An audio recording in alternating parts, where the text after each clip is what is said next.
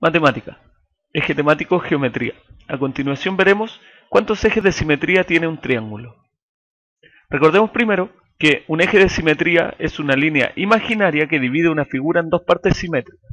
¿Qué significa dos partes simétricas? Veamos un ejemplo. Tenemos esta estrella. Queremos trazar una línea que divida a esta estrella en dos partes simétricas. Es decir, primero que sean iguales y segundo que estén como frente a un espejo. ¿Se le ocurre alguna línea que pueda dividirla en dos partes exactamente iguales? Bueno, la primera que se nos puede ocurrir es esa. Si nos fijamos, además, esa línea roja que apareció ahí, lo que hace es actuar como un espejo frente a esta estrella. ¿Qué quiere decir eso? Doblemos imaginariamente en esta dirección esa estrella. Lo que vamos a tener es que se superponen una parte encima de la otra de manera idéntica, es decir, eso. Si la línea imaginaria hace eso con una figura, es decir, la divide en dos partes exactamente iguales que además se superponen una sobre la otra, entonces es un eje de simetría, la divide en dos partes simétricas. Entonces preguntémonos cuántos ejes de simetría tiene un triángulo. Primero veamos el triángulo equilátero.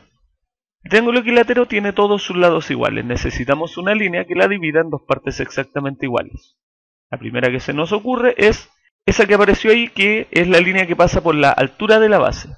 Si nos fijamos, esa línea divide en dos partes iguales y simétricas. Por lo tanto es un eje de simetría, pero no es el único. Los tres lados, como son iguales, van a tener su propio eje de simetría. Esa línea divide también en dos lados simétricos y esa línea también divide en dos lados simétricos. Por lo tanto, el triángulo equilátero tiene tres ejes de simetría. ¿Qué pasa con un triángulo isósceles? El triángulo isósceles tiene dos lados iguales y uno distinto. Si lanzamos la línea que pasa por la altura de la base, es decir, esa línea, es un eje de simetría porque divide en dos partes iguales y simétricas. Por lo tanto, ya hay un eje de simetría, pero ¿qué pasará con las otras líneas? Tracemos la primera. Si nos fijamos, no divide en dos partes iguales y por lo tanto no es un eje de simetría.